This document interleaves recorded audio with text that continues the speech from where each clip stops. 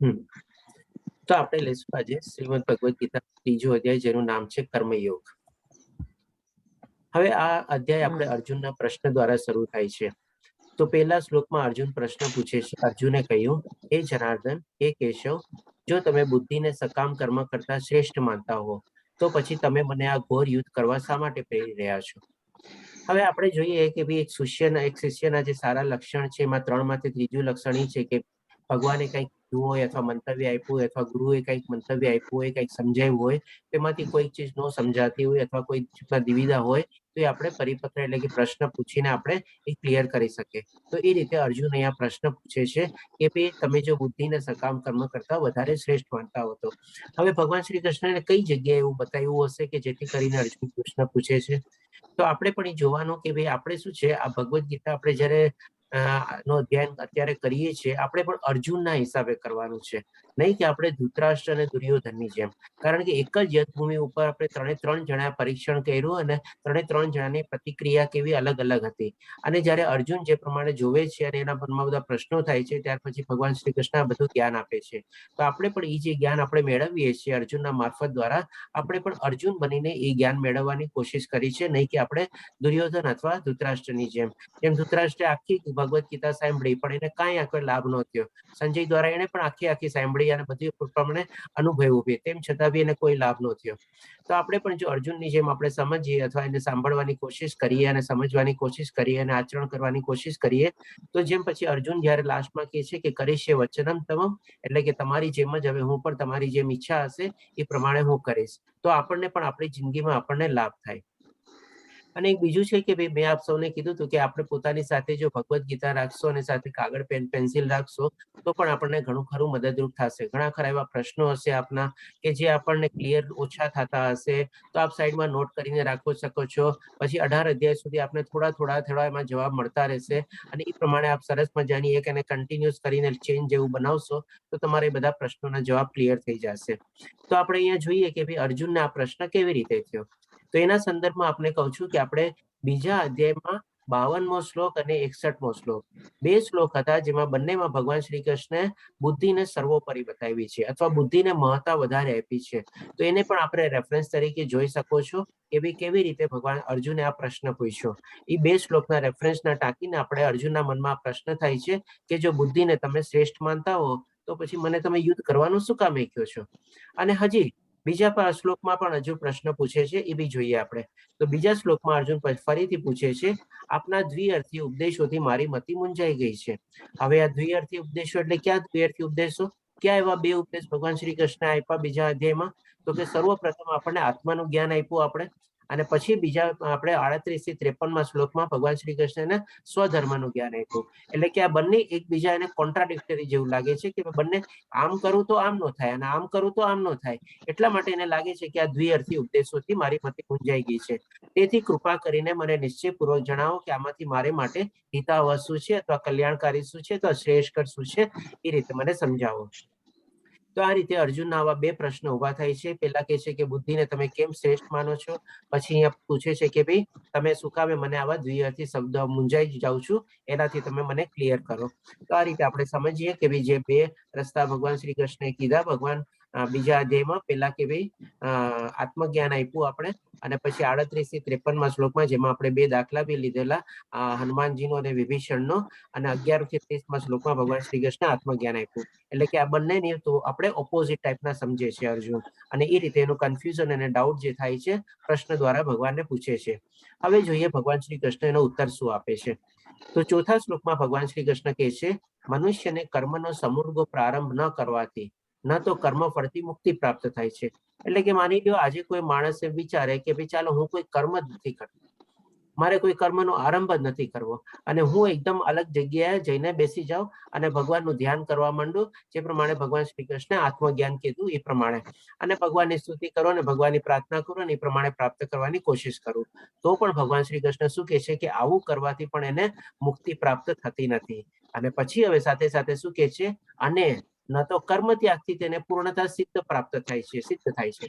એટલે કે શું, હવે માની લો અર્જુન ત્યાં કે ભાઈ મારો અત્યારે હું સ્વધર્મનો ત્યાગ કરું છું, હું આત્મજ્ઞાનમાં વયો જાઉં છું, કે એની સામે કટોકટીની સિચ્યુએશન આવી, એટલે કે એક જાતનો છુટકારો મેળવવા માટે એ પ્રમાણે વિચારે કે ચાલો અહીંયા હું હવે મારું કર્મ છોડી દઉં, અમારે યુદ્ધ નથી લડવું, અને જે પ્રમાણે ભગવાને મને આત્મજ્ઞાન કરવાની કીધું એ પ્રમાણે હું આત્મ સાક્ષાત્કાર માટે કોશિશ કરું અથવા પ્રાપ્ત કરું. તો પણ ભગવાન શ્રી કૃષ્ણ વિશે પૂર્ણતા સિદ્ધ તેને થતી નથી, એટલે કે ન તો કર્મ ત્યાગથી તેને પૂર્ણતા સિદ્ધ થાય છે, એટલે કે અર્જુન જેવો મહારથીને પણ સિદ્ધિ પ્રાપ્ત ન થઈ શકે. આ રીતે ભગવાન શ્રી કૃષ્ણ બંને રીતે સમજાવે છે. હવે હજી આગળ જોઈએ કે આ કેવી રીતે નથી થતી, એ પણ સમજાવે છે કે ભાઈ જે મનુષ્ય કર્મેન્દ્રિયોને કાબુમાં રાખે છે પરંતુ મનમાં ઇન્દ્રિયોના વિષયોનું ચિંતન કરતો રહે છે, તે નિસંદેહ પોતાને છેતરે છે અને ઢોંગી કહેવાય છે. હવે માની લો ઘણા ક્યારેક આપણે લોકો સંસારમાંથી થાકી જઈએ, આપણને લાગે કે સંસાર અસાર છે, આમ છે તેમ છે, બધું ત્યાગીને હું છોડી દઉં, બધો વયો જાઉં, એકદમ અલગ રહું ને બધું ત્યાં પ્રમાણે રહું. હવે માની લો એવું કરવા છતાં બી માની લો કોઈ માણસ એવું કર્યું બી અને ત્યાં વયો ગયો બી અલગ, તો પણ શું એના મનમાંથી બધા વિષયો બધા વયા ગયા છે, ઇન્દ્રિય વિષયો? કારણ કે જે પ્રમાણે ભગવાન શ્રી કૃષ્ણ અહીંયા કહે છે કે જેમ માની લો આપણે અર્જુને પણ એમ કર્યું હતું કે ભાઈ યુદ્ધ ભૂમિ છોડી અને પોતે ત્યાગી દીધી અને ત્યાં પોતે આત્મ સાક્ષાત્કાર માટે પ્રયત્ન કરવા લાગ્યા, તો ત્યાં બી શું આપણે શાંતિથી કરી શકવાનો હતો? એના મનમાં તો બધા એવા વિચાર આવવાના જ હતા કે યુદ્ધ ભૂમિમાં પણ શું થયું હશે, મારા ભાઈઓનું શું થયું હશે, કૌરવ લોકોએ કોને કોને માર્યા હશે, કોણ કોણ મરાયા હશે, એ બધી ચિંતા તો એને થાત જ. એટલે કે હજી બી એના મનમાંથી બધા વિષયો નથી ગયા. આપણે એવી જ રીતે આપણે બીજો દાખલો લઈએ કે ભાઈ આને કેવી રીતે આપણે સમજીએ આજની તારીખમાં, કે માની લો કોઈ માણસે સંસાર છોડી દીધો, સંસાર છોડી અને પછી પોતે ત્યાગ લઈ લીધો અને ત્યાગ લઈને પછી ભગવાનની પ્રાપ્તિ માટે કોશિશ કરવા માંડ્યા. હવે ત્યાં ગયા પછી બી કોને ખબર છે કે ભાઈ ભગવાન પ્રાપ્તિ કરવા માટે સફળ થઈ શકવાનો છે કે નહીં, કે પછી ત્યાં જઈને પાછો કોઈ નવો સંસાર મંડાઈ જાય છે? કઈ બી થઈ શકે. આપણે એનીથિંગ પોસિબલ. આપણે આજના કલયુગમાં તો આપણે જેમ કે આપણે ત્યાં ફોટો બી આપેલો છે, માની લો આ પ્રમાણે એક સાધુ છે જેને સફેદ વાળ થઈ ગયા છે, ઉંમર લાયક થઈ ગયો છે લાગે છે, એ પ્રમાણે હાથમાં કમંડળ લીધેલું છે, સરસ મજાની આપણે માળા પહેરેલી છે અને ફૂલોની બી માળા પહેરેલી છે અને બધું એ પ્રમાણે કરેલું છે અને ભગવા વસ્ત્રો બી ધારણ કરી લીધા છે.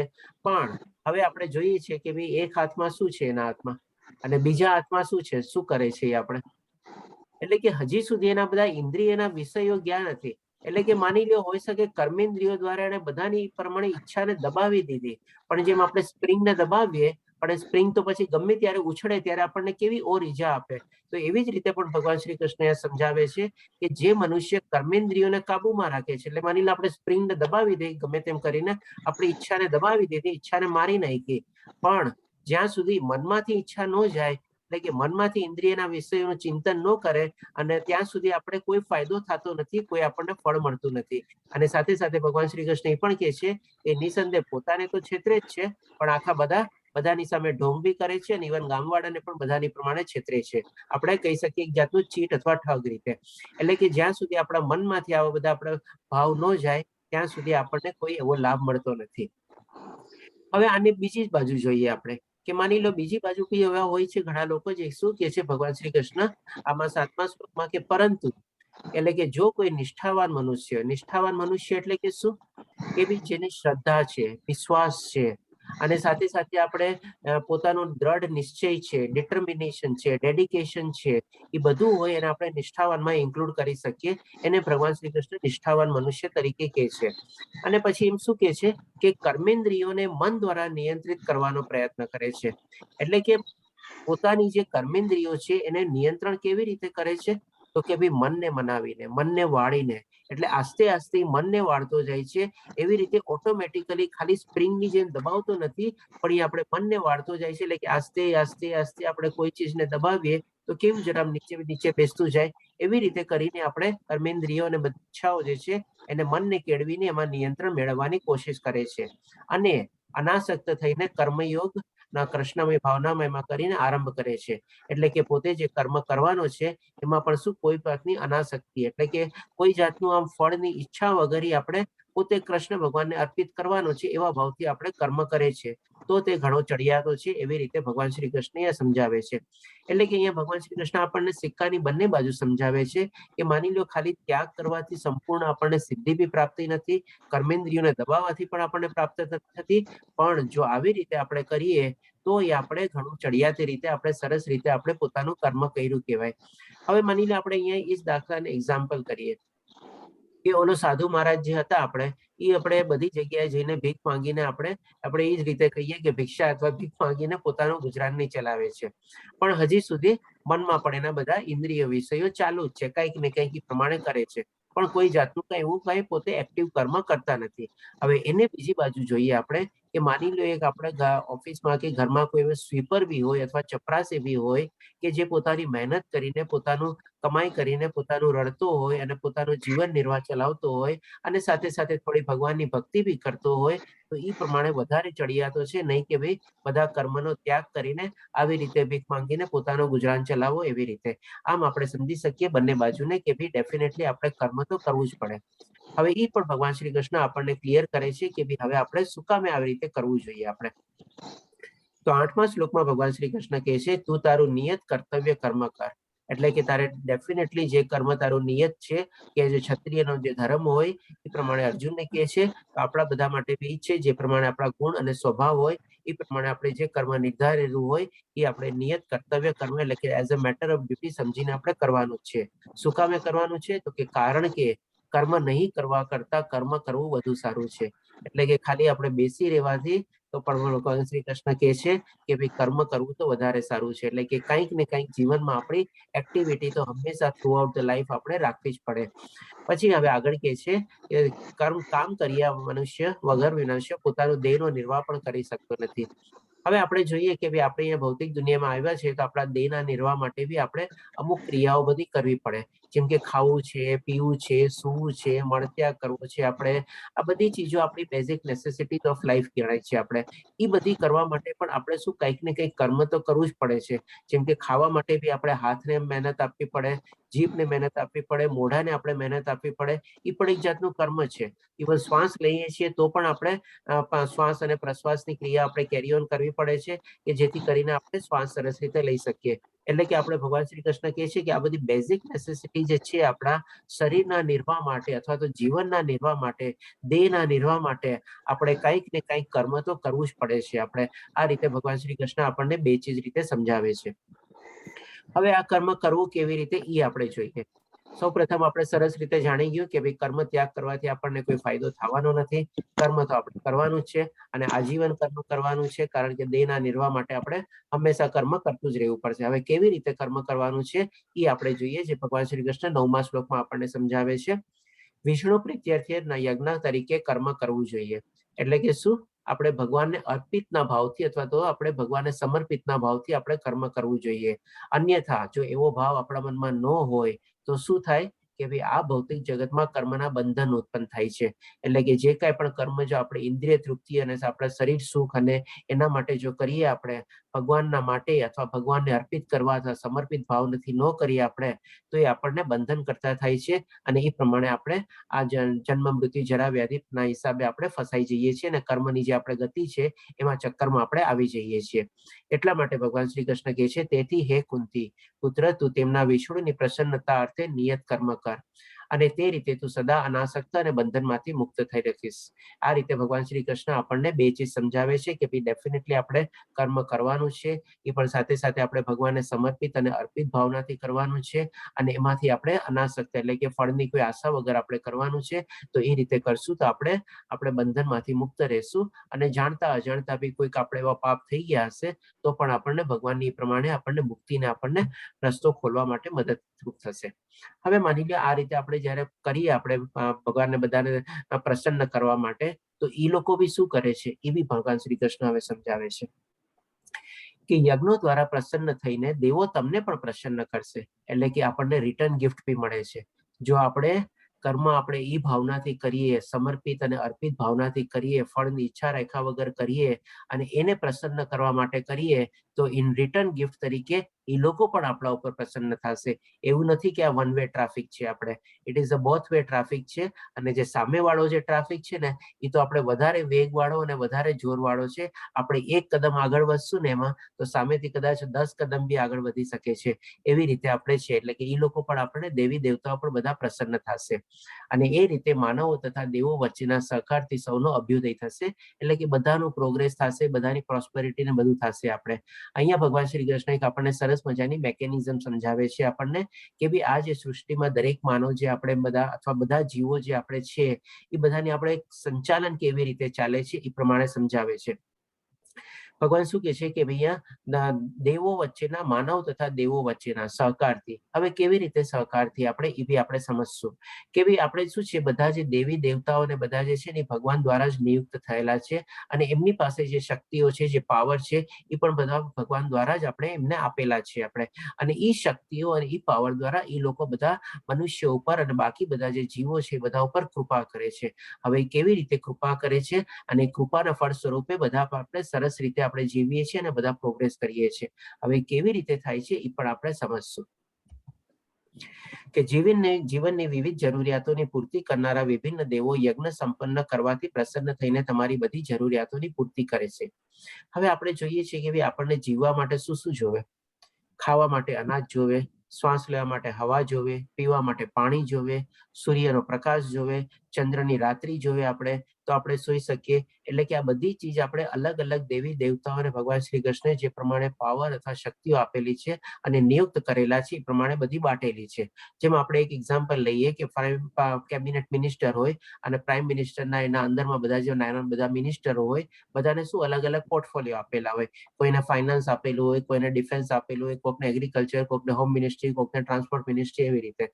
એવી જ રીતે પણ ભગવાન શ્રી કૃષ્ણ જે આ બધા દેવી દેવતાઓ જે છે બધાને અલગ અલગ પાવર અને શક્તિઓ એ પ્રમાણે આપેલા છે.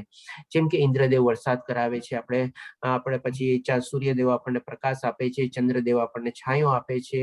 આવી રીતે બધા પાસે અલગ અલગ પાવર અને શક્તિઓ બધા આપેલા છે અને એના દ્વારા એ લોકો જે પ્રમાણે ભગવાન શ્રી કૃષ્ણ કહે છે આપણી જે બધી અલગ અલગ ટાઈપની બધી જે જીવન જરૂરિયાત હોય છે જીવન જીવવાની એ લોકો દ્વારા આપણને સંપન્ન થાય છે. પરંતુ જે મનુષ્ય આ પ્રાપ્ત ઉપહારોનો મતલબ શું કે it is already gifted, it is already God gifted. આપણી પાસે જે અત્યારે જોઈએ છીએ આપણી વાતાવરણમાં ને એન્વાયરમેન્ટમાં આપણી પાસે કેટલું બધું છે. આપણે ઝાડ પાન છે, સૃષ્ટિ છે, ફળ ફૂલ છે, પાણી છે, પહાડ છે, સૂર્યનો પ્રકાશ છે, ચંદ્રની રાત્રિ છે, છાંયો છે, તડકો છે, બધું છે. આના માટે આપણને કોઈ આપણે પૈસા માંગે છે, કોઈ આપણે ટિકિટ લેવી પડે છે, કોઈ ચાર્જ ભરવો પડે છે, કોઈ ટેક્સ ભરવો પડે છે આપણે? એટલે કે બધા આપણે પ્રાપ્ત ઉપહારો છે. આપણે ભગવાને આપણને અહીંયા જીવન નિર્વાહ માટે બધી ચીજ ઓટોમેટિકલી આપણને આપી દીધેલી છે. આપણે કહીએ ને એ રીતે કે ભાઈ જે મનુષ્ય આ પ્રાપ્ત ઉપહારોને દેવોને અર્પણ કર્યા વગર પોતે ભોગવશે તે નક્કી ચોર જ છે. એટલે કે અહીંયા ભગવાન શ્રી કૃષ્ણ આ બધા જે આપણે ગોડ ગિફ્ટેડ જે બધી આપણને ચીજો મળેલી છે એને જો આપણે આવી રીતે ખાલી ભોગવતા રહીએ ખાલી પોતાના મતલબ માટે, પોતાના સ્વાર્થ માટે, તો એને ભગવાન શ્રી કૃષ્ણ ચોર તરીકે કહે છે. આના સંદર્ભમાં એક આપણે નાનકડો એક્ઝામ્પલ લઈ લઈએ. જેમ કે માની લો એક ઓપન હાઉસ છે. હવે એ ઓપન હાઉસમાં શું છે, અંદરમાં બધી જાતની સુખ સગવડો છે. તમે ગમે ત્યારે આવી શકો છો, ગમે ત્યારે જઈ શકો છો, બહાર નીકળી શકો છો, જે તમારે ખાવું હોય ખાઈ શકો છો, જે પીવાની ઈચ્છા થાય બધી પી શકો છો, તમારે જ્યારે સૂવું હોય સૂઈ શકો છો, મળત્યાગ કરી શકો છો, બધું તમે તમારી ઈચ્છા પ્રમાણે કરી શકો છો. આપણને એન્ટરટેનમેન્ટના બધા મસાલ સુખ સગવડ ને સાધનો બધું છે આપણે એમાં. હવે માની લો કોઈ માણસ એમાં એન્ટ્રી કરે છે અને 2, 5, 10 વર્ષ પછી 50 કે 60 વર્ષ સુધી એમાં સરસ રીતે રહીએ છીએ આપણે અને બધી ચીજ બહુ ભોગવે છે બધી પોતાના ઇન્દ્રિય સુખ અને શરીર સુખ માટે. હવે પછી એને માની લો એક્ઝિટ ગેટ તરફથી હવે થોડો થાકી ગયો છે એટલે બહાર નીકળવાની કોશિશ કરે છે કે ચાલો હવે જાઓ બહાર. હવે બહાર નીકળે છે ત્યાં એક આપણે નાનકડી સેવા પેટી હોય છે અને એમાં જો કોઈ પોતાનું યોગદાન આપી શકતા હોય તો ઠીક છે, અથવા તો કોઈ યોગદાન ન આપી શકતા હોય તો કોઈ પોતાની શારીરિક રીતે બી યોગદાન આપી શકે. જેમ કે આટલી બધું જે આપણે ઓપન હાઉસ હોય ત્યાં ખાવાનું બનાવવાનું હોય, પીરસવાનું હોય, બધાના પાતળ ઉપાડવાના હોય, સાફ કરવાનું હોય, બાકી બધી કેટલી સુખ સગવડો માટે બધી એરેન્જમેન્ટ આપણે કરવી પડે. હવે એમાં પણ એ મદદરૂપ થઈ શકે છે આપણે, પણ એ માની લો મદદરૂપ બી નથી થતો કોઈ રીતે કોઈને કઈ અને કઈ પ્રમાણે સેવા પાત્રમાં બી કઈ આપણે આપતો નથી અને એ પ્રમાણે નીકળી જાય છે. તો ભગવાન શ્રી કૃષ્ણ શું કહે છે એને કે તે નક્કી ચોર જ છે આપણે. તો આપણે પણ શું છે અત્યારે ભૌતિક દુનિયામાં આવી ગયા છે. આ બધા જે આપણે પ્રાપ્ત ઉપહારો છે બધા આપણે એને ભોગવીએ છીએ અને ભોગવીને પણ જો આપણે એને પાછું ન આપણે આપીએ, સમર્પિત ન કરીએ આપણે કઈ એને, તો આપણે પણ એ પ્રમાણે ચોર જ કહેવાઈએ આપણે. હવે આ કેવી રીતે કરવું જોઈએ, આપણે સમર્પિત ભાવ આપણો કેવી રીતે આવવો જોઈએ, કેવી રીતે આપણે અર્પિત કરવું જોઈએ, એ હવે ભગવાન આપણને આગલા શ્લોકમાં સમજાવે છે. તો 13મા શ્લોકમાં ભગવાન શ્રી કૃષ્ણ કહે છે ભગવાનના ભક્તો સર્વ પ્રકારના પાપમાંથી મુક્ત થઈ જાય છે કારણ કે તેઓ યજ્ઞમાં પ્રથમ અર્પિત કરેલું ભોજન પ્રસાદ તરીકે લે છે. એટલે કે આ રીતે ભગવાન શ્રી કૃષ્ણ કહે છે કે જે લોકો ભગવાનના ભક્ત હોય છે, ભગવાનમાં શ્રદ્ધા હોય છે, વિશ્વાસ હોય છે, ભગવાનને જાણે છે અથવા એના બારેમાં જ્ઞાન મેળવવાની કોશિશ કરે છે, એ બધા ભક્તોની ડેફિનેશનમાં આવી જાય. એ લોકો શું કરે છે કે ભાઈ સૌ પહેલા ભગવાનને આ રીતે પ્રસાદ ધરે છે અને એ રીતે ભગવાનની કૃપા માને છે અને કૃપા તરીકે પ્રસાદ તરીકે એ લોકોને ગ્રહણ કરે છે. પણ બીજા લોકો શું, એટલે કે અન્ય લોકો જેઓ પોતાના જ ઇન્દ્રિય સુખ માટે ભોજન બનાવે છે તેઓ નક્કી પાપ જ ખાય છે. એટલે એક તો પેલા ચોર થઈ ગયા, અને ચોર થઈને પણ આવી રીતે જો ખાલી ખાતા હોય પોતાની ઇન્દ્રિય સુખ અને શરીર સુખ માટે, એટલે કે એનું જ માટે ભોગતા તરીકે હોય તો એ પાપ બી ખાય છે. એ રીતે ભગવાન શ્રી કૃષ્ણ અહીંયા સમજાવે છે. હવે ભગવાન શ્રી કૃષ્ણ ખાવાથી શું કામે શરૂઆત કરે છે, તો હવે એનું રીઝન બી આપણે જોઈએ. આવતા શ્લોકમાં ભગવાન શ્રી કૃષ્ણ આપણને એ સમજાવશે કે આપણે ખાવા ઉપરથી ભગવાને શું કામે શરૂઆત કરી. તો ભગવાન શ્રી કૃષ્ણ 14મા શ્લોકમાં કહે છે કે બધા દેહધારી પ્રાણીઓ અન્ન ખાઈને પોષણ પામે છે. આપણે જાણીએ છીએ કે ભાઈ ખાધા વગર આપણને ચાલે નહીં, ખાવા તો જોવે જ આપણે ગમે તે ટાઈમે. ક્યારેક 2 કલાક મોડું બી થતું હોય તો આપણા પેટમાં કેવા ઉંદરડા ચાલુ થઈ જાય છે આપણને, એટલે કે આપણને ખાવા તો જોવે જ છે. ખાવા ઉપરથી યાદ આવે છે કે આજે આપણે એકાદશી છે. કોણે કોણ એકાદશી કરી છે? હરે કૃષ્ણ.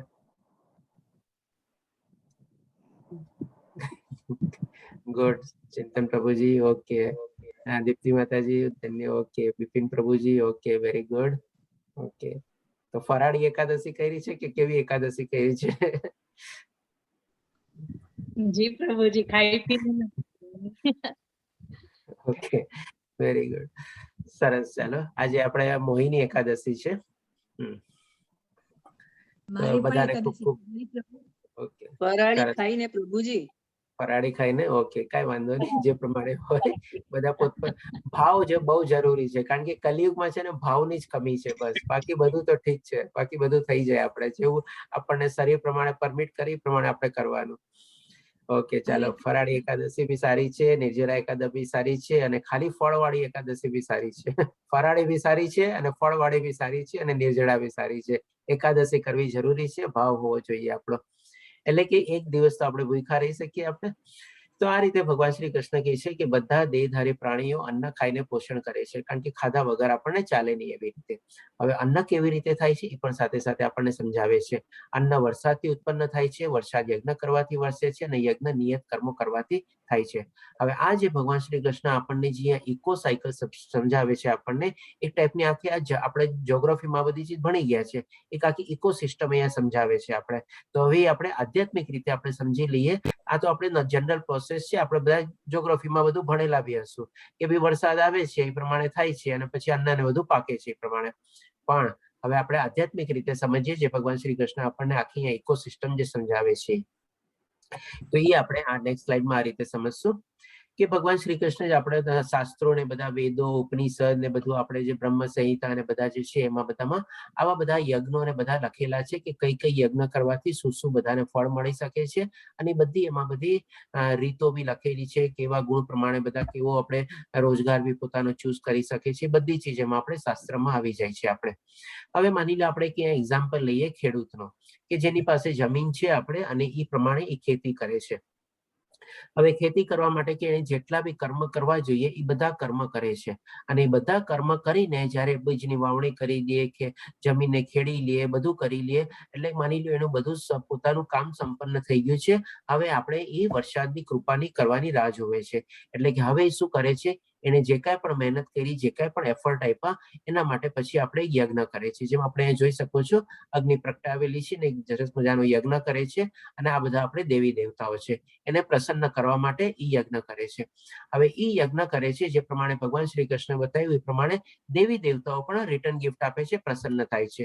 તો એ લોકો રિટર્ન ગિફ્ટ તરીકે શું આપે છે, તો કે ભાઈ લોકોની કૃપા દ્રષ્ટિથી વરસાદ થાય છે. અને જેવો વરસાદ થાય છે એટલે કે બધું ધાન ને બધું ઉગે છે, આપણે પછી એની લાલણી ને બધું કરીએ આપણે, અને એ પ્રમાણે પછી ધાન ને આપણે અલગ અલગ આપણા વ્યંજન ને બધું આપણે પકાવીએ છીએ. હવે આ વ્યંજનને બધું પકાવ્યા પછી આપણે શું કરીએ છીએ? આપણે સૌ પ્રથમ આપણે કોને? ભગવાન શ્રી કૃષ્ણને આપણે અર્પિત કરવાનું અથવા સમર્પિત કરવાનું. પહેલા આપણે જે મહેનત કરી, કર્મ કર્યા, એ પણ આપણે અર્પિત કરવાના યજ્ઞ કરીને, અને પછી એની કૃપા દ્રષ્ટિ પાછું જે આપણને પ્રાપ્ત થયું એ પણ એટલે કે આપણે વ્યંજન બી આપણે ભગવાન શ્રી કૃષ્ણને અર્પિત કરવાના. અને એ અર્પિત અને સમર્પિત કર્યા પછી આપણે એમાંથી પ્રસાદ રૂપે આપણે ગ્રહણ કરવાનું. આપણે નહીં કે ભાઈ આ બનાવ્યું આપણે ચાલો પોતે પ્રમાણે હજમ કરી લીધું, એવી રીતે નહીં. આ તો થયું આપણે માની લો જે પ્રમાણે સર્કલ સમજાવ્યું છે આપણે આધ્યાત્મિક સર્કલ, એ પ્રમાણે સમજ્યા. પણ હવે આજની તારીખમાં આ સર્કલ કેવી રીતે કામ કરે છે આપણે તો એ બી આપણે સમજી લઈએ. સૌ પ્રથમ ભગવાન શ્રી કૃષ્ણ છે અને એ પ્રમાણે વેદોની બધા પ્રમાણે લખેલા છે, એમાં તો આપણે કઈ ચેન્જ કરી શકવાના નથી. આપણા માટે ચેન્જીસ બધા અહીંયાથી થાય છે. આપણે કે માની લો હવે આપણે જે પ્રમાણે ગુણ હોય, આપણે સ્વભાવ હોય, જે પ્રમાણે આપણી લાયકાત હોય અથવા જે પ્રમાણે કાબેલિયત હોય, એ પ્રમાણે આપણે શું આપણી લાઈફમાં કંઈક ને કંઈક એવો વ્યવસાય અથવા કોઈક ને કોઈક એવી એક્ટિવિટી ચૂઝ કરેલી હોય આપણે, અને એ પ્રમાણે આપણે શું નોકરી હોય, ધંધો હોય, બિઝનેસ હોય કે કાંઈ બી પ્રમાણે આપણે કરતા હોઈએ. હવે જ્યારે બધી આપણે એક્ટિવિટીને બધા આપણે જે એફર્ટ કરીએ છીએ, અને આપણે માની લો એકવાર આપણે સાદો દાખલો લઈએ કે સવારે ઉઠીને માની લો આપણે ભગવાનને આપણે પ્રાર્થના કરી અથવા આપણે સ્તુતિ કરી, પછી આપણે નીકળી ગયા ખાઈ પીને અને આપણે ઓફિસે ગયા, આપણું કરી લીધું. ઘરે આવીને બી આપણે સરસ મજાનું સાંજના આપણે ભોજન ને બધું કર્યું, અને પછી આપણે થોડુંક અડધી 1 કલાકનો સમય ફાળવીને આપણે ભગવાનની સ્તુતિ અને પ્રાર્થના કરી. તો એ જે આપણે કર્યું આપણે એટલે કે જે કાંઈ પણ આપણે આખા દિવસનો અને બધા જે આપણે કર્મ કર્યું આપણે, એ શું આપણે ભગવાનને આપણે અર્પિત કરવાના ભાવેથી કરીએ કે ભાઈ હા ભગવાન તમારી કૃપાથી આજે હું આ બધા મારી મહેનત કરી શક્યો, મારું કર્મ ને બધું કરી શક્યો, અને હવે એ આપને સોંપું છું. હવે જેવી આપની કૃપા દ્રષ્ટિ હોય એ પ્રમાણે, એટલે કે એવો ભાવ લાવીએ આપણે મનમાં.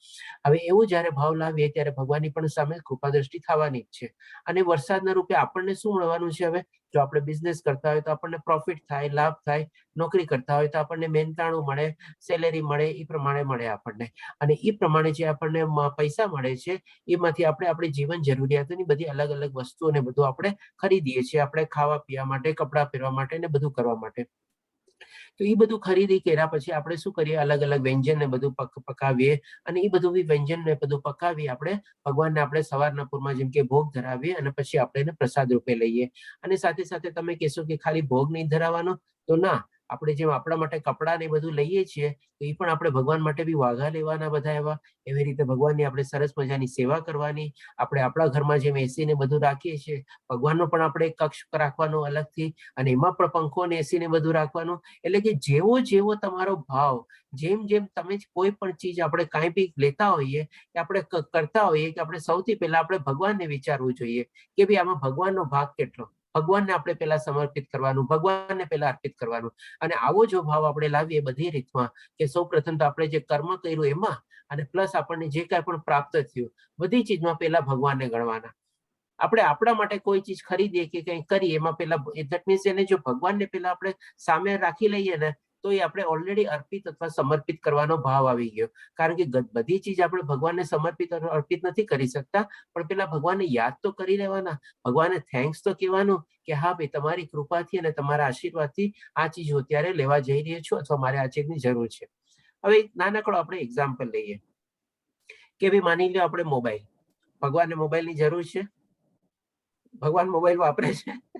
ભગવાનને મોબાઈલની જરૂર નથી, ભગવાનને મોબાઈલ વાપરતા બી નથી માની લ્યો. પણ આપણે જયારે મોબાઈલ લેતા હોઈએ ત્યારે આપણે શું પેલા વિચારવાનું કે હા જો ભગવાનની કૃપાથી આજે મારી પાસે આટલી શક્તિ છે, આટલી ત્રેવડ છે કે હું અત્યારે નવો મોબાઈલ લઈ શકું છું. મારે ભગવાન માટે કઈ બીજું કઈ લેવાનું મિસ નથી થતું ને, તો એ તરત યાદ કરવાનું. અથવા તો ભગવાન માટે કોઈ એવો શૃંગાર આપણે લેવાનો મિસ નથી થતો ને, ચાલો વાઘા તો બધા બરાબર છે, શૃંગારમાં કઈ મિસિંગ નથી ને, તો પેલા આપણે ઈ લેવાનું. એટલે કે આવી રીતે દરેક નાની નાની, આ તો બધા નાના એક્ઝામ્પલ આપું છું આપને, દરેકે દરેક ચીજમાં આપણે છે ને કોઈ ચીજ વસ્તુ ખરીદતા પહેલા ભગવાનને આપણે યાદ કરી લઈએ, અને એને આપણે એ પ્રમાણે સમર્પિત કરવાના અર્પિત ભાવનાથી ખરીદીએ, અથવા તો એની કૃપા માનીને આપણે ખરીદીએ, તો પણ આપણો સરસ મજાનો યજ્ઞ થઈ ગયો. હવે આ તો થયું આપણે માની લો કલયુગના એ પ્રમાણે આ સાયકલ આપણે સમજાવી. હવે કલયુગમાં આપણે યજ્ઞની બધું શું છે, કેવી રીતે થાય છે, આપણે એ બી સમજશું. હવે સતયુગમાં આપણે જાણી ગયા છે કે બધા લોકો નિરાકાર અથવા નિર્ગુણ રૂપમાં જઈને આપણે ભગવાનનું ધ્યાન ધરતા, એ પ્રમાણે ભગવાનની સ્તુતિ અને પ્રાર્થના ને બધું અર્ચના કરતા. પણ એ બધી ચીજ આપણે કલયુગમાં એ બધી પોસિબલ છે નહીં, અને થોડી ઘણી વર્જિત બી છે, આપણે બાધ્ય બી છે. પછી આવ્યો ત્રેતાયુગમાં આવી રીતે બધા લોકો અગ્નિ બલિદાન કરતા અને પ્રમાણે અગ્નિ પ્રગટાવતા, એમાં પ્રમાણે બધા મંત્રોચ્ચાર કરતા અને કરતા. હવે એ પણ ચીજ શું છે કે આસ્તે આસ્તે દ્વાપર યુગ આવ્યો એમાં એ પ્રમાણે ઓછી થતી ગઈ, કારણ કે એટલું બધું આપણે ઘી ને બધું બી બહુ મોંઘું થતું ગયું હશે, અથવા એવા કોઈ મંત્રો વિચાર વાળા પંડિત ને બધા બી અવેલેબલ નહીં હશે. એટલે કે દ્વાપર યુગમાં શું થયું, ઘણા બધા આપણા ભારત વર્ષમાં બી ઘણા બધા મંદિરોનું નવનિર્માણ થયું, અથવા નવા નવા મંદિરો બંધાણા. તો લોકો શું કરતા, બધા મંદિર નિર્માણના કાર્યમાં પોતાને પ્રવૃત્ત કરતા, કારણ કે એ પણ પોતે ભગવાનની જ આપણે કામ કરે છે એવી રીતે. હવે જેમ કે અત્યારે આવ્યો કલયુગમાં તો આ બધા મંદિરો અત્યારે બધા બંધ થઈ ગયા છે કોરોના કાળના હિસાબે. હવે કળિયુગમાં આપણે યજ્ઞ રીતે કરવું શું? કળિયુગમાં યજ્ઞની ડેફિનેશન શું? તો કે ભાઈ કળિયુગમાં યજ્ઞની ડેફિનેશન છે આપણે કે ભાઈ હરે કૃષ્ણના નામનો આપણે મહામંત્રનો જપ કરવો. આપણે હવે એ જપ કરવું એ પણ આપણે જોઈ લઈએ કે શાસ્ત્રોમાં કઈ કઈ જગ્યાએ આ બધું રીતે લખેલું છે આપણે કે ભાઈ કળિયુગમાં મહામંત્રનો જપ કરવો એટલે એ જ આપણો યજ્ઞ થઈ ગયો. મારા ખ્યાલથી પંકજ પ્રભુજીનો પેલા કોઈ પ્રશ્ન હતો, તો એમનો પણ પ્રશ્ન અત્યારે યજ્ઞના રીતે હતો, તો એ ક્લિયર થઈ જશે અત્યારે અહીંયા. તો આપણે શ્રીમદ ભાગવતમના 11મા સ્કંદમાં, એટલે કે 12 સ્કંદમાંથી 11મા સ્કંદમાં આપણે 5મા અધ્યાયમાં 32મા શ્લોકમાં લખેલું છે આપણે કે ભાઈ હરે કૃષ્ણ મહામંત્રનો જપ કરવો એ જ આપણે કલયુગમાં આપણે યજ્ઞ છે. હરે કૃષ્ણ કૃષ્ણ કૃષ્ણ હરે હરે, હરે રામ રામ રામ હરે હરે. એવી જ રીતે આપણે ભગવદ્ ગીતામાં બી જોશું કે ભગવદ્ ગીતાના 10મા અધ્યાયમાં 25મા શ્લોકમાં બી ભગવાન શ્રી કૃષ્ણ કહે છે કે દરેક વેદ મંત્રોમાં ઓમ તરીકે હું છું, એટલે કે આપણે એ પ્રમાણે પણ આપણે મંત્રોચ્ચાર કરવા જોઈએ. પછી આપણે જોઈએ કે ભાઈ બૃહદદ્વિતીય પુરાણમાં લખેલું છે આપણે કે ભાઈ કળિયુગમાં હરિનામ અને હરિનામ દ્વારા જ મોક્ષ પ્રાપ્ત કરી શકાય છે, એના સિવાય બીજો કોઈ રસ્તો નથી. હરિનામ સિવાય કળિયુગમાં મોક્ષનો બીજો કોઈ રસ્તો નથી, બીજો કોઈ રસ્તો નથી, બીજો કોઈ રસ્તો નથી. કૃષ્ણ અને કૃષ્ણના નામમાં અવિભાજ્ય છે, એટલે કે બંનેમાં કોઈ ડિફરન્સ છે નહીં. આપણે કૃષ્ણ ભગવાનને યાદ કરીએ અથવા એનું નામ લઈએ, બંને એક જ ચીજ છે. આપણે કળિયુગમાં કૃષ્ણ પોતે હરિનામના રૂપમાં અવતાર લે છે, સમગ્ર વિશ્વનો ઉદ્ધાર હરિનામ દ્વારા થાય છે. ચૈતન્ય મહાપ્રભુજી આપણે લગભગ 550 વર્ષ પહેલા અવતારિત થઈ ગયા છે ઓલરેડી કળિયુગમાં એ રીતે, અને એમણે પણ આપણે હરે કૃષ્ણ મહામંત્રનો આપણે બહુ સરસ પ્રચાર કરેલો છે. આપણે ઘણીવાર વિચારીએ છીએ કે ભાઈ હરે કૃષ્ણ મંત્ર આવ્યો ક્યાંથી, તો એકચ્યુઅલી આ હરે કૃષ્ણ મહામંત્ર જે છે આપણે બ્રહ્માજીએ મંત્ર આપેલો છે, પણ ચૈતન્ય મહાપ્રભુજીએ કળિયુગમાં આવીને એ મંત્રનો વધારે આપણે પ્રચાર કરેલો, એટલે ક્યારેક ક્યારેક આપણે સમજીએ છીએ કે ભાઈ આપણે ઇસ્કોનનો મંત્ર છે આપણે, પણ એકચ્યુઅલી બ્રહ્માજીનો મંત્ર છે. આપણે આ રીતે આપણે લઈ શકીએ છીએ, અને એ રીતે આપણા શાસ્ત્રોની બધામાં એ રીતેનું વર્ણન બી આપણે આપેલું છે. હવે અહીંયા ભગવાન શ્રી કૃષ્ણ 19મા શ્લોકમાં અત્યાર સુધી જે આપણને કર્મ કેવી રીતે કરવું એ બધી જે સમજાવી એને સમરાઇઝ કરે છે. એટલે કે ભગવાન શ્રી કૃષ્ણ કહે છે તેથી, એટલે કે સો ધેરફોર હેન્સ, કર્મના ફળમાં આસક્ત થયા વગર, એટલે કોઈ પણ ફળની ઈચ્છા રાખ્યા વગર મનુષ્ય પોતાનું કર્તવ્ય સમજીને, એટલે કે as a matter of duty સમજીને કન્ટિન્યુઅસ નિરંતર, એટલે કે થ્રુ આઉટ ધ લાઈફ કર્મ કરતા રહેવું જોઈએ. ક્યારેય કર્મ બંધ ન કરવું જોઈએ, કારણ કે જીવન નિર્વાહ માટે પણ આપણે કર્મ જરૂરી છે. એ પ્રમાણે ભગવાન શ્રી કૃષ્ણે કીધું આપણને, કારણ કે અનાસક્ત રહીને કર્મ કરવાથી મનુષ્યને પરમેશ્વરની પ્રાપ્તિ થાય છે.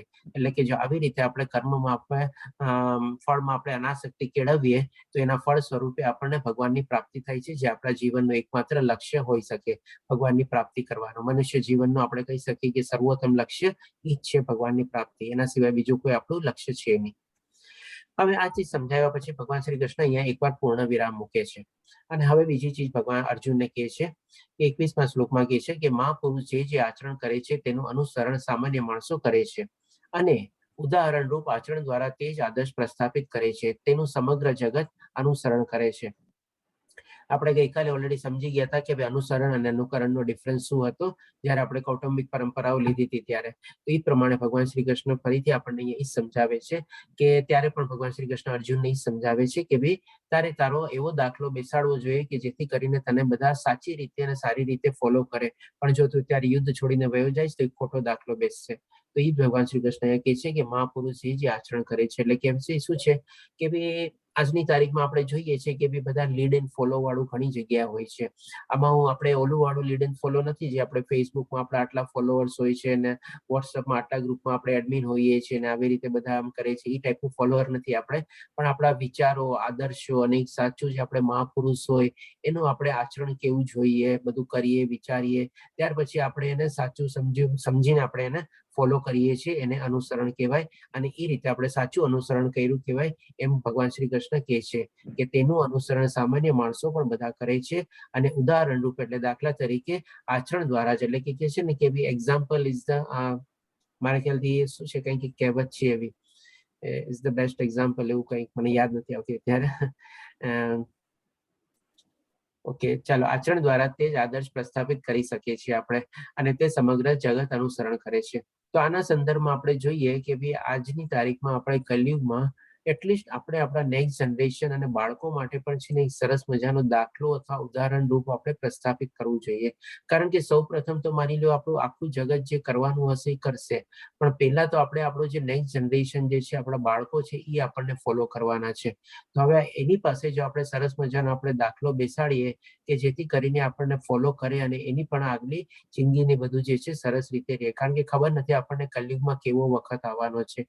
જો આપણે આ રીતે આપણે આપણા નેક્સ્ટ જનરેશનના છોકરાઓને બધાને જ્ઞાન આપશું અને એમાં એ લોકોને પ્રવૃત્ત કરશું આપણને, તો આપણને છે ને આપણે કઈ નહીં મૂકીને ગયા હશું ને તો પણ છે ને આપણને શાંતિ મળશે.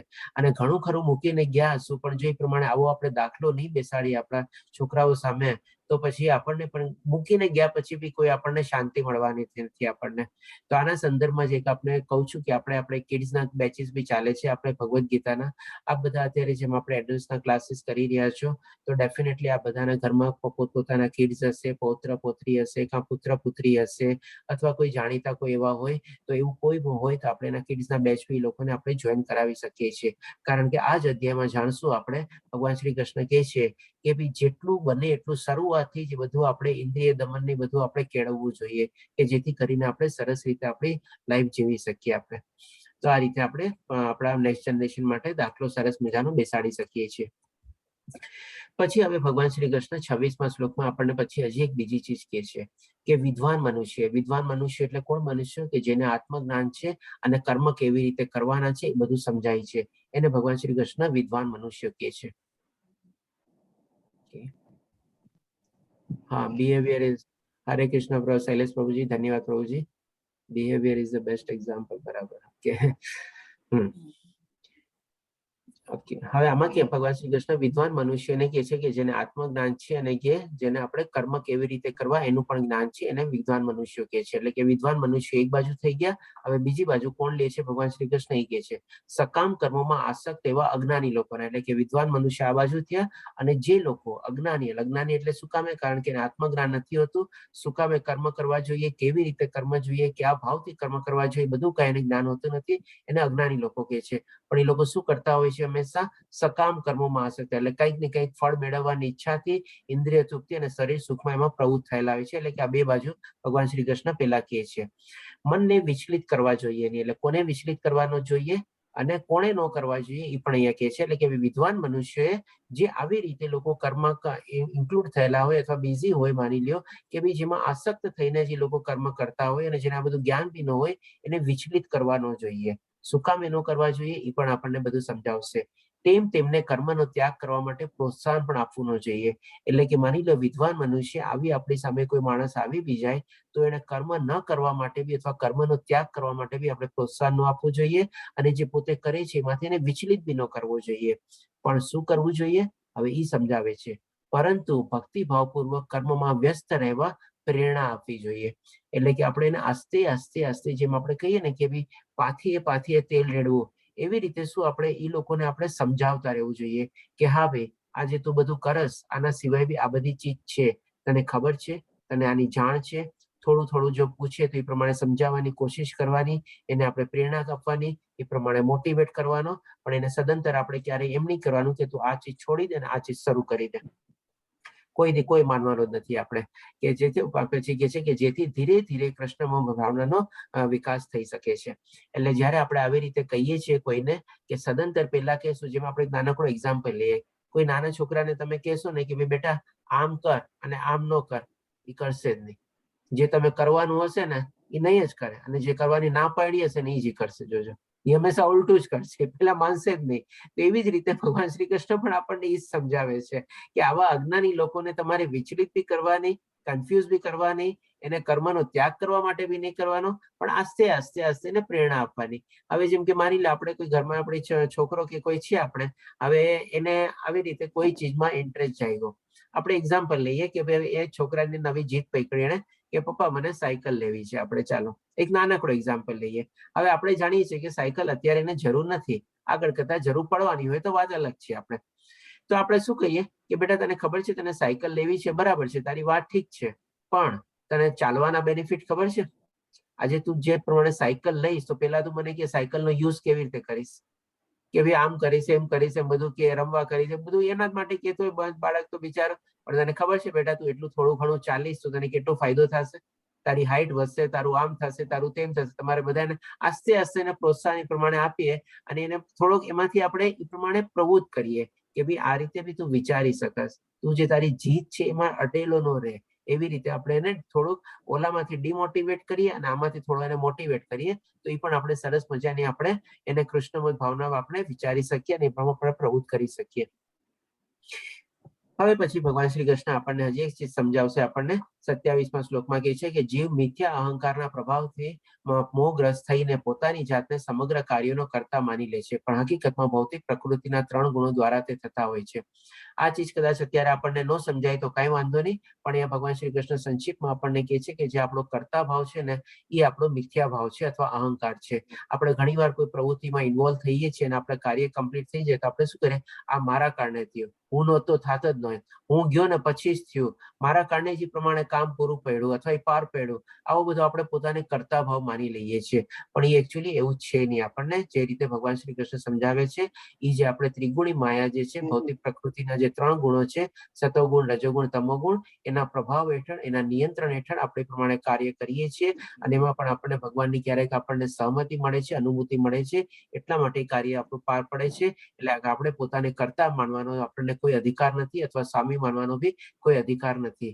આ ચીજ આપણે ત્રિગુણી 14મો અધ્યાય જયારે લેશું ગુણત્રય વિભાગીય ત્યારે સરસ રીતે આપણને ભગવાન શ્રી કૃષ્ણ સમજાવશે.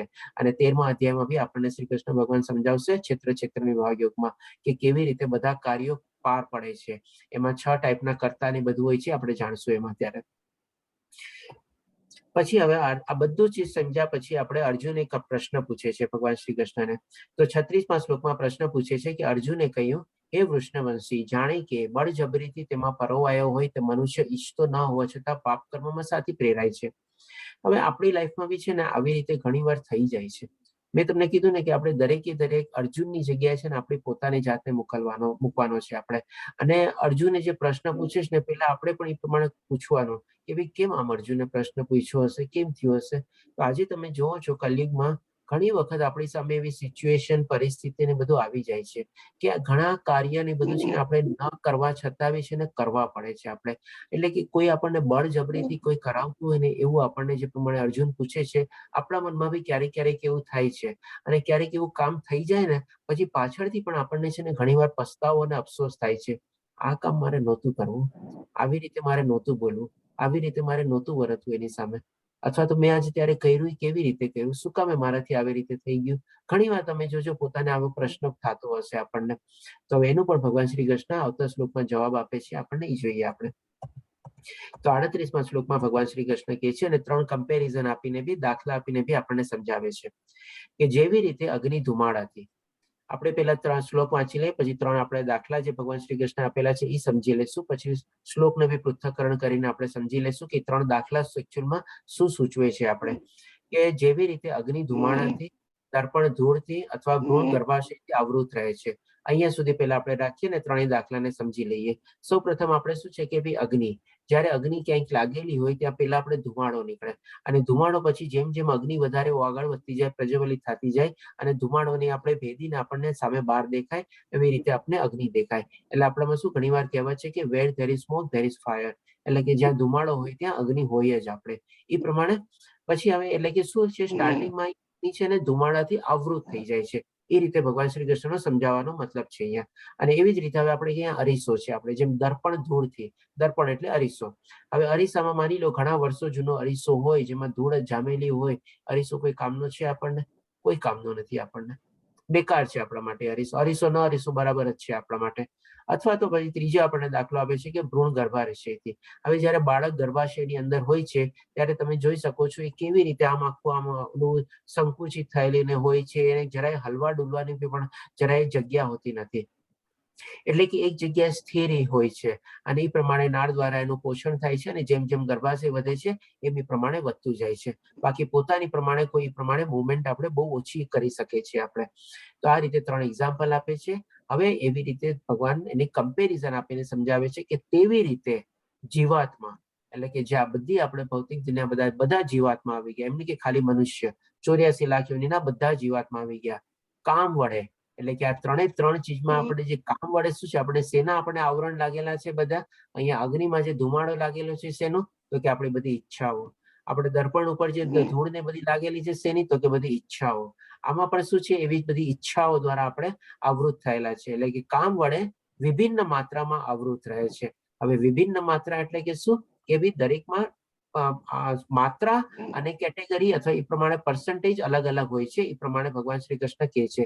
એટલે કે આજે બધા આવરણ જે છે ને એની માત્રા અને પર્સન્ટેજ કેવા પ્રમાણમાં હોય છે એ પ્રમાણે આપણે જોઈએ.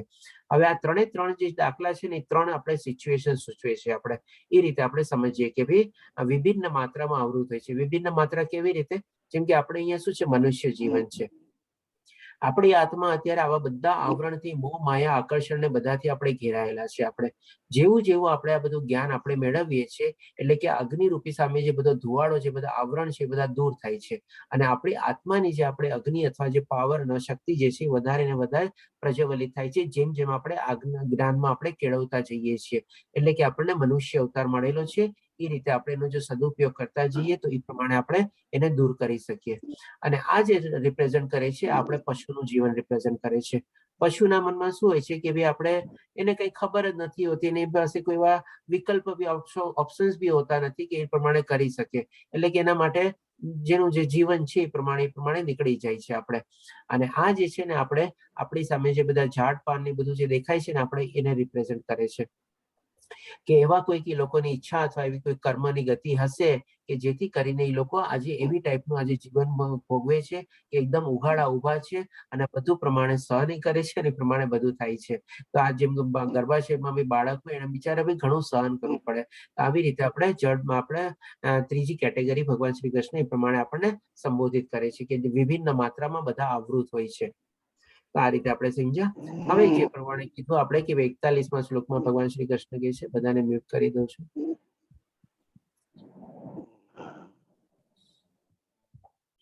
41મા શ્લોકમાં ભગવાન શ્રી કૃષ્ણ કહે છે કે માટે હે ભરતવંશીઓમાં શ્રેષ્ઠ અર્જુન, શરૂઆતમાં જ ઇન્દ્રિયનું નિયમન કરીને પાપના મહાન પ્રતિક કામનું દમન કર અને જ્ઞાન તથા આત્મ સાક્ષાત્કારના વિનાશ કરતાનો વધ કર. હવે આમાં પણ આપણે બે રીતે સમજશું. આપણે શરૂઆતનો મતલબ શું કે ભાઈ અર્જુનને કહે છે કે ભાઈ શરૂઆતમાં જ આપણે ઇન્દ્રિયોનું નિયમન કરે. એટલે કે આપણે જે બધા આવરણ છે, આપણા મોહ માયા આકર્ષણ છે, આપણા ઇન્દ્રિય તૃપ્તિ અને શરીર સુખમાં બધામાં આપણે આવૃત છીએ, પ્રવૃત્ત છીએ. આપણે એ બધી ચીજોને ભગવાન શ્રી કૃષ્ણ કહે છે ને નિયમન કરે એટલે કે કંટ્રોલ કરે એના ઉપર. અને એ પણ કહે છે શરૂઆતમાં એટલે કે શું આપણે બે રીતે લેશું કે ભાઈ પહેલું તો શું કે ભાઈ જાગ્યા ત્યારથી સવાર. જેમ જેમ હવે આપણો ધુવાડો આપણે બધું દૂર કરશું અને આપણી અંદરની જે આપણી આત્માની જે આપણે શક્તિ છે, આત્માની આપણે અગ્નિ જે છે એને વધારે પ્રજ્વલિત કરશું તો એ રીતે આપણને ફાયદો થઈ શકે છે આપણે. અને એ રીતે આપણે આત્મ સાક્ષાત્કારના માર્ગ ઉપર આપણે આગળ વધી શકીએ છીએ. અને બીજી ચીજ જે મેં પ્રમાણે આગળ ને કીધું કે જે આપણી નેક્સ્ટ જનરેશનને બી આપણે પ્રમાણે પ્રવૃત્ત કરી શકીએ છીએ. શરૂઆતનું મિનિંગ એ પણ થાય છે કે આપણા માટે જાગ્યા ત્યારથી સવાર અને આપણા નેક્સ્ટ જનરેશનના માટે બાળકોથી માટે શરૂઆત. એટલે કે અત્યારે પણ બાળકને આપણે અત્યારે થોડું આ બધું આધ્યાત્મિક જ્ઞાનને આપણે દેતા રહીએ અને એને પણ સમજાવતા જઈએ કે ભાઈ આ જે બધું આપણે જે છે આપણા જે મોહ શોખ મોહ માયા આકર્ષણ, કારણ કે આ કલિયુગમાં એટલા બધા એવા બધા આકર્ષણો થવાના છે. આપણે જો આપણે આપણા છોકરાઓને પ્રોટેક્ટેડ નહીં રાખ્યા હશે, એનું આપણે કોઈ બીજો ઇન્સ્યોરન્સ નહીં કરાવી કર્યો હશે ને તો એ કોઈ ફાયદો નહીં થાય. પણ જો એને આપણે આ ઇન્સ્યોરન્સ આપી દેશું ને તો આપણા બાળકો છે ને સરસ મજાના પ્રોટેક્ટેડ અને આપણે સેફગાર્ડ થઈ જશે જો આ પ્રમાણે એનું જ્ઞાન આપણે એને આપેલું હશે તો એ રીતે પણ એ લોકોને પણ એ પોતાના માર્ગમાં સરસ મજાનું જીવન બી જીવી શકે છે અને આગળ જઈને કદાચ હોઈ શકે આપણા કરતા વધારે જલ્દી લોકોને આત્મ સાક્ષાત્કાર ને બધાનો અનુભવ બી થઈ શકે એમ છે. પછી હવે ભગવાન શ્રી કૃષ્ણ 42મા શ્લોકમાં સમજાવે છે આપણને કે કર્મેન્દ્રિયો જળ પદાર્થ કરતા ચડિયાતી છે, મન ઇન્દ્રિયો કરતા ઉચ્ચતર છે અને બુદ્ધિ મન પણ કરતા વધારે ઉચ્ચતર છે અને તે આત્મા બુદ્ધિથી પણ વધુ શ્રેષ્ઠતર છે. હવે આ ચીજ સમજવા માટે આપણે છે ને નેક્સ્ટમાં એક આપણે પિક્ટોરિકલ રિપ્રેઝન્ટેશન છે એને લઈ લઈએ આપણે અને એવી રીતે આપણે સમજીએ. હવે આપણી સામે એક સરસ મજાનું પિક્ચર આવશે જેમાં 5 ઘોડા છે. આપણે પછી એક એક કરીને બધા શબ્દો બી આવશે, આપણે ઇન્દ્રિય આવશે, મન આવશે, બુદ્ધિ આવશે અને આત્મા આવશે, એવી રીતે. તો જે પ્રમાણે ભગવાન શ્રી કૃષ્ણએ કીધું ને કે ભાઈ કર્મેન્દ્રિયો કરતા વધારે આપણું મન પાવરફુલ છે. કર્મેન્દ્રિયો અને જ્ઞાનેન્દ્રિયો અત્યારે આપણે એક રૂપે લઈ લઈએ છીએ. એટલે કે ભાઈ એમાં આપણા બધા ઇન્દ્રિયોના જે બધા વિષયો હોય છે, આ આપણી 5 ઇન્દ્રિયો હોય છે અને 5 કર્મેન્દ્રિયો હોય છે, એને રિપ્રેઝન્ટ કરે છે આપણા 5 ઘોડા આપણા. હવે એને આપણે ઘોડાને લગામ રૂપી આપણે કંટ્રોલ કરીએ. તો લગામ કોણ રાખે છે આપણા? તો કે મન આપણું કંટ્રોલ રાખે. મન આપણે લગામ તરીકે છે. હવે ઈ લગામને કોણ કંટ્રોલ કરે છે? તો કે આપણે કંટ્રોલ કેવી રીતે કરીએ છીએ? આપણી બુદ્ધિ દ્વારા.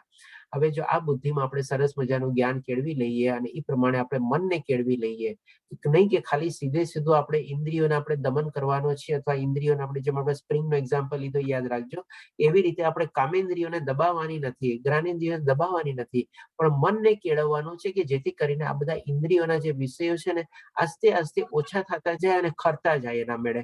એવી રીતે આપણે કરવાનું છે. તો જ્યારે એવી રીતે કરશું ત્યારે આપણે પછી આપણની પાછળ જે આત્મા છે એ પણ આપણે સરસ મજાની સંતુષ્ટ થશે અને સુખી રહેશે. પણ અત્યારે શું છે, આપણે એ આપણને જોઈએ છે. આપણા જે બધા ઇન્દ્રિયોના બધા જે મનના આપણા જે બધા ઘોડા જે છે, બધા ઘોડા આમ તેમ આ મેળવી લો, ઓલાને મેળવી લો, અહીંયા વયો જાવ, વાં વયો જાવ, આમ કરું તેમ કરું, બધું થતું રહેતું હોય છે. અને એ પ્રમાણે આપણે આપણા આ જે લગામ જે છે, કાબુ જે છે, રાખી શકતા નથી. આ બધા દોરડા આપણા ઢીલા પડેલા છે આપણે, કારણ કે આપણે પૂરેપૂરું જ્ઞાન આપણને પાસે આવતું નથી. અને એવી રીતે જયારે અવસ્થા હોય છે તો ત્યારે તમે જોઈ શકો છો કે આ રથ વિચાર, એટલે કે આપણું જે શરીર રૂપી જે રથ છે, જે આપણા જે 5 ઇન્દ્રિયો આપણા ઘોડા લોકોને આમ તેમ ફંટાવી રાખે છે, ત્યારે બિચારી આત્માની હાલત કેવી થતી હશે, તમે અહીંયા જોઈ શકો છો પિક્ચર રૂપે. આ અત્યારે આપણી એકચ્યુઅલ સિચ્યુએશન છે. પણ આ જ રીતે આપણે આસ્તે આસ્તે બુદ્ધિ કેળવીએ, બુદ્ધિથી દ્વારા મનને આપણે તે પ્રમાણે મનમાં કાબુમાં રાખીએ, તો ઓટોમેટિકલી આપણી ઇન્દ્રિય વિષયને આપણા કાબુમાં રહીએ, તો પછી આપણને પણ આત્મ સાક્ષાત્કાર રીતે થઈ શકે છે. આપણે આ રીતે ભગવાન શ્રી કૃષ્ણ આપણને બતાવે છે. હવે આપણે સંક્ષિપ્તમાં જોઈ લઈએ કે ભાઈ આપણે આપણા જીવનના સ્તર કેવી રીતે જીવી શકીએ. આપણે અહીંયા આપણી સામે 5 સ્તર આવેલા છે. આપણે જીવનના સ્તર છે આપણે કે ભાઈ આપણે અત્યારે શું કે નોર્મલી ઘણા લોકો આપણે શારીરિક સ્તર ઉપર જ જીતા હોય કે ભાઈ માની લો એને ખાવા પીવાની અને એની સગવડ પૂરી થઈ જાય એટલે કે બસ ઓકે, ખાવા પીવાને સુવા મળી ગયું ને બરાબર છે, તો ભાઈ આટલું તો જાનવર કરે છે, એમાં તે શું નવું કર્યું કે કંઈ કર્યું આપણે, એટલે કે એ પ્રમાણે થઈ ગયું. પછી માનીશું એનું નેક્સ્ટ લેવલમાં જાય કે માની લો ખાવા પીવાની સુવાની પૂરી એની જરૂરિયાત થઈ ગઈ, એટલે કે હવે પોતાનું પ્રોટેક્શન અને ઓલું જોવે, જેમ કે શરીરને ઢાંકવા માટે વસ્ત્ર જોવે, રહેવા માટે છત જોવે, ઠંડીથી બચવા માટે એ પ્રમાણે રહેઠાણ જોવે, એટલે કે આપણે વિષયાસક્ત. તો એ પણ તો આપણે જાનવર બી કરે છે, એ પણ તો એનું દર બનાવે છે, એ પણ એની ગુફા બનાવે છે, બધું બનાવે છે, એ પ્રમાણેમાં પોતે વયું જાય છે, પોતાને પ્રોટેક્ટ કરે છે, તો પણ આપણે જાનવરની લેવલ જ આપણે જીવા કહેવાય. પછી જેમ આપણે એ બધું માની લો કરી લીધું, પછી આપણે શું કરીએ, આસ્તે આસ્તે ભૌતિક દુનિયાનું થોડું ઘણું જ્ઞાન કેળવ્યું, કે જે આપણે કહીએ છીએ કે જેનાથી આપણે માનસિક જ્ઞાન છે, આપણે કોઈ ઉચ્ચતર લોક તરફ નથી લઈ જતું આપણને, પણ એ માની લો કોઈ ડિગ્રી મેળવી લીધી કે કંઈ કરી લીધું, એ પ્રમાણે આપણે કાર્યમાં એમાં બધા આપણે પ્રવૃત્ત થયા, ત્યાંથી આપણે માની લો થોડી ઘણી આપણે ડિફરન્શિએટ કરી શકીએ કે ભાઈ માણસ અને જાનવરમાં આપણો ડિફરન્સ થયો આપણે, બાકી નહીં તો આપણે માણસ જાનવરની જિંદગી જીવતા હોય અહીંયા બે સુધી આપણે. હવે આ બધી ચીજ આપણે થોડું ઘણું માની લો એ પ્રમાણે કર્મ કરીને આપણે આગળ વધ્યા, થોડું ઘણું આપણે સ્ટેબલ થયા લાઈફમાં ને એમાં બધું. પછી હવે ક્યાંક આપણને જેવો અત્યારે મોકો મળ્યો, એવો કોઈક મોકો મળ્યો કે જેથી કરીને આપણે આપણી બુદ્ધિને વિકસાવી, કે ભાઈ આજે બધા આપણે મોહ માયા અને આકર્ષણ જે છે, આપણે બધા જે પ્રમાણે આપણા 5 ઇન્દ્રિયના ઘોડા છે, એને વશમાં કેવી રીતે રાખવા, એને કાબુમાં કેવી રીતે રાખવા, એ બધું આપણે થોડું ઘણું આધ્યાત્મિક જ્ઞાન આપણે જે કહીએ છીએ એ બધું જ્ઞાન આપણે મેળવ્યું, અને એ જ આપણું સાચું જ્ઞાન છે. આપણે એટલે કે અહીંયા આપણું બૌદ્ધિક સ્તર આપણે કહેવાય. અહીંયાથી આપણે કહીએ કે આપણે સાચી રીતે આપણે મનુષ્ય જીવન આપણે યુઝ કર્યું કહેવાય, કારણ કે અહીંયા સુધી માનસિક સ્તર સુધી બી જો આપણે જીવીએ ને તો પણ આપણે ભલે આપણે જાનવરથી આપણે અલગ થઈ ગયા, પણ આપણે શું છે, આપણા મનુષ્ય જીવનનો જે ખરો ઉદ્દેશ છે ને એ આપણે સમજી નથી શક્યા આપણે, અને એ સમજીને આપણે એના તરફ આપણે આગળ બી નથી વધી શક્યા. પણ જ્યારે આપણે આ બૌદ્ધિક સ્તર ઉપર પહોંચીએ છીએ અને આ પ્રમાણે આપણે બુદ્ધિ કેળવીએ છીએ, પછી મનને પણ આપણે મનમાં કાબુમાં રાખવાની કોશિશ કરીએ છીએ, એ પ્રમાણે આપણે કહી શકીએ કે આપણે બૌદ્ધિક સ્તર ઉપર પહોંચ્યા.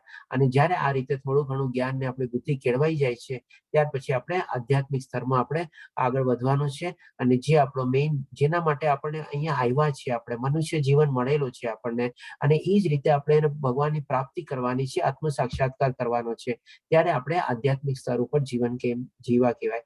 એટલે કે આપણે ટોપમોસ્ટ હાઈએસ્ટ લેવલ છે. બધાએ આપણે આ ચોથા અને પાંચમા લેવલ સુધી આપણે પહોંચવાની કોશિશ કમ્પલસરી કરવી જ જોઈએ આપણે. નહીં તો આપણું મનુષ્ય જીવન આપણું બેકાર ગયું કહેવાય એ રીતે થાય. અને એના પછી ખબર નથી આપણને મનુષ્ય જીવન મળશે કે નહીં મળે, અને કદાચ બાકી બધી યોનિઓમાં બી કેટલા વર્ષો સુધી આપણે ભોગવવું પડશે કોણ જાણે. એટલે કે આપણે જો મનુષ્ય જીવન મળેલું છે તો આપણે ડેફિનેટલી આપણે આધ્યાત્મિક સ્તર સુધી પહોંચીએ તો સહી. આપણે ત્યાં સુધી તો આપણને પોતાની જાતને આપણે બચાવી લઈએ. આ રીતે આપણે અહીંયા કમ્પ્લીટ થાય છે. અહીંયા આપણે આ પ્રમાણે ત્રીજો અધ્યાય કમ્પ્લીટ થાય છે. વાંછા કલ્પતરુ ભયસ્ય કૃપા સિંધુ એવ ચ પતિતાનામ પાવનભયો વૈષ્ણવભયો નમો નમઃ. હરે કૃષ્ણ કૃષ્ણ કૃષ્ણ હરે હરે, હરે રામ રામ રામ હરે હરે. તો આના સંદર્ભમાં જો કોઈને કોઈ પ્રશ્ન હોય તો આપણે લઈ શકીએ છીએ. હરે કૃષ્ણ પ્રભુજી. હરે કૃષ્ણ પ્રભુજી બોલો. હે પ્રભુજી બોલો. હવે આપણે ત્રીજા અધ્યાયના 35મા શ્લોકમાં છે શ્રેયાન સ્વધર્મો વિગુણ પરધર્માત સ્વનુતિષ્ઠાદ સ્વધર્મે નિધનમ શ્રેય પરધર્મો ભયાવહ. એ સારી રીતે આચરવામાં આવેલો અન્યના ધર્મ કરતા ગુણ વિનાનો હોવા છતાં પણ પોતાનો ધર્મ ઘણો ચડિયાતો અને બરોબર. પોતાના ધર્મમાં મરવું પણ કલ્યાણકારી છે, જ્યારે અન્યનો ધર્મ ભયપ્રદ છે. તો પોતાનો ધર્મ એટલે સ્વધર્મ કોને કહેવાય અને બીજાનો ધર્મ? પંકજ પ્રભુજી આપનો પ્રશ્ન બહુ સારો છે. સ્વધર્મ તો સૌથી પહેલા કોને કહેવાય આપણે હું બે એક્ઝામ્પલ દ્વારા બી સમજાવીશ અને આપના પોતાના જે એક્ઝામ્પલ લઈશું તો આપણે વધારે ક્લિયર થશે. કે જેમ કે સ્વધર્મ એટલે કે શું? સૌથી પ્રથમ તો પોતાના ગુણ પ્રમાણે, પોતાના સ્વભાવ પ્રમાણે, પોતાના કાબિલિયત પ્રમાણે અને પોતાની લાયકાત પ્રમાણે જે પોતે કર્મ કરતો હોય એ એનો સ્વધર્મ થયો.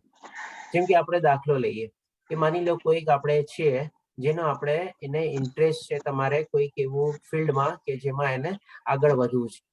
હવે એ ફિલ્ડમાં આગળ વધવા માટેનો ઇન્ટરેસ્ટ છે પૂરો પર્યાપ્ત નથી. એના માટે જે એની કેપેબિલિટી અથવા એબિલિટી અથવા ટેલેન્ટ જોઈએ, એના માટે જે એનો સ્વભાવ કેળવવો જોઈએ એ પણ એને કરવો જોઈએ, તો જે આપણે બરાબર છે.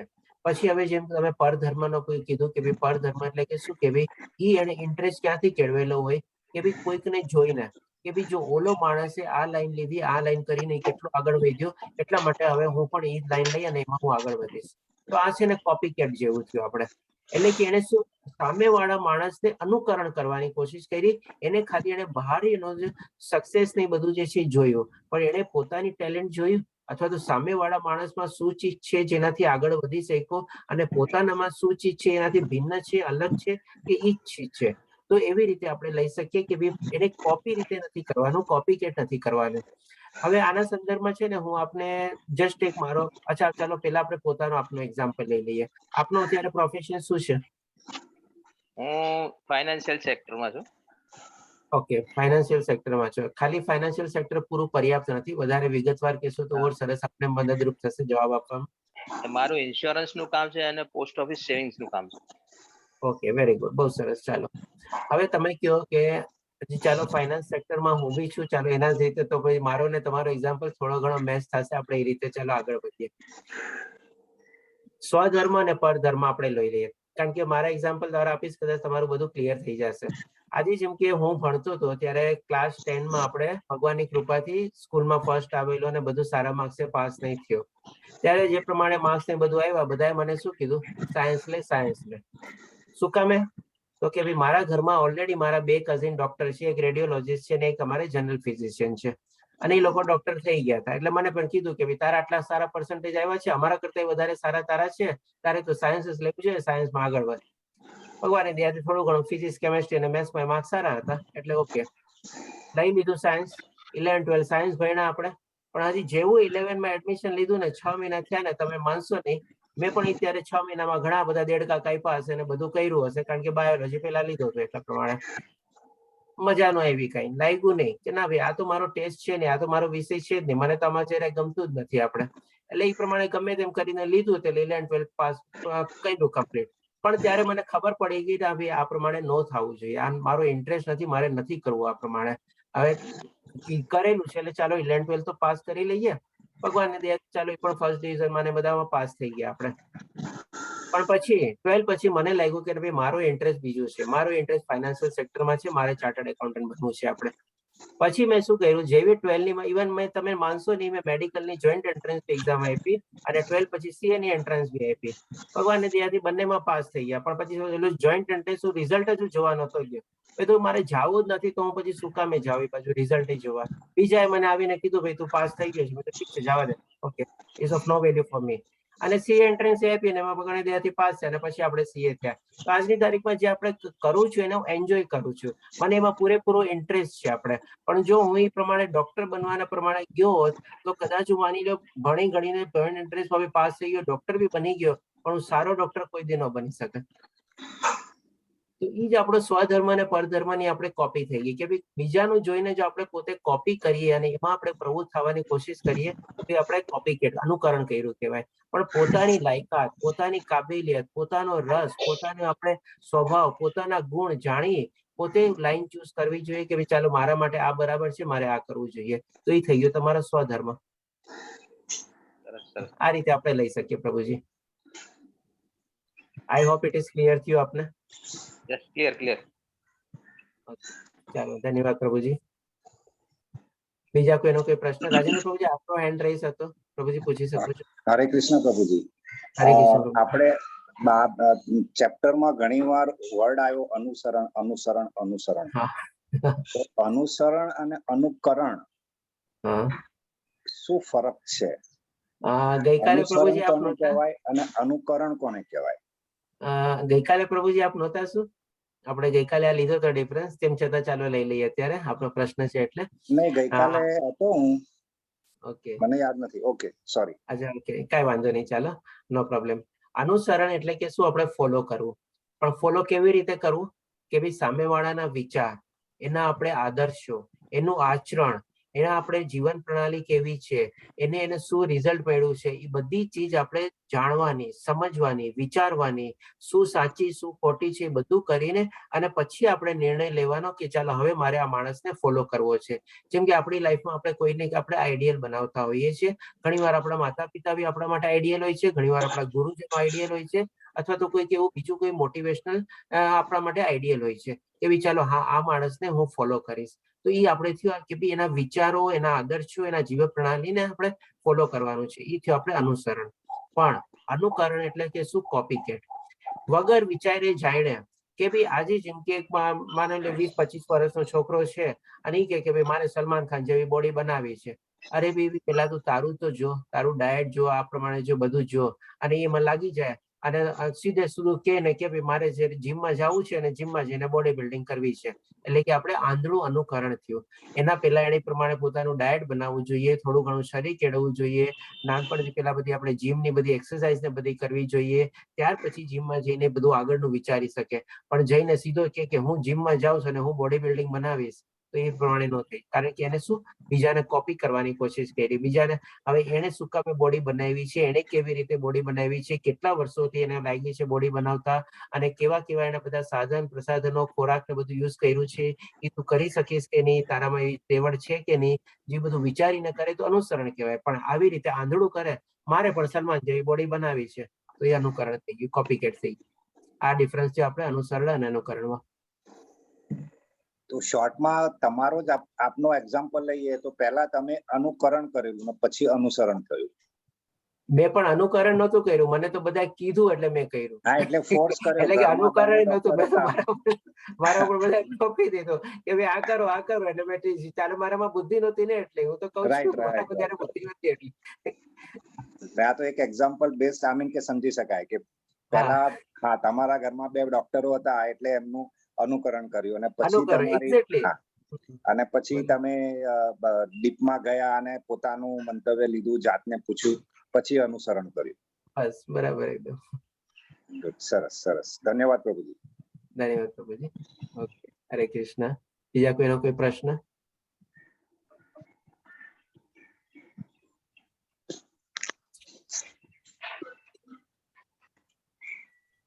ચાલો, તો કાલે કોઈ પ્રશ્ન ન હોય તો કાલે આપણે મળશું. કાલે ચોથો અધ્યાય છે જ્ઞાનયોગ. ભગવાન શ્રી કૃષ્ણ આપણને પોતાના બારામાં બહુ સરસ જ્ઞાન આપશે આપણને, પોતે ક્યારે કેવી રીતે અને શું કામે અવતરિત થાય છે, સાથે સાથે આપણને વધારાનું બી જ્ઞાન આપણને આપશે. તો કાલે ફરીથી મળશું. હરે કૃષ્ણ. કાલે કોઈને પઠન કરવું હોય, અનુવાદ બીજા કોઈને, તો હા જોડાઈ શકે છે એ પ્રમાણે. જી. અને બાકી આપણે 4 જણા તો છું જ, આપણે દીપ્તિ માતાજી, પછી હર્ષા માતાજી, જય શ્રી બીજા માતાજી. આવતીકાલે તમારે બીજા આપણી કોઈને હા બીજા જેને કોઈને ઇન્ટરેસ્ટ હોય જોડાઈ શકે છે આપણે. હરે કૃષ્ણ. કાલે ફરીથી મળશું આપણે. હરે કૃષ્ણ હરે કૃષ્ણ હરે કૃષ્ણ. હરે કૃષ્ણ. કૃષ્ણ.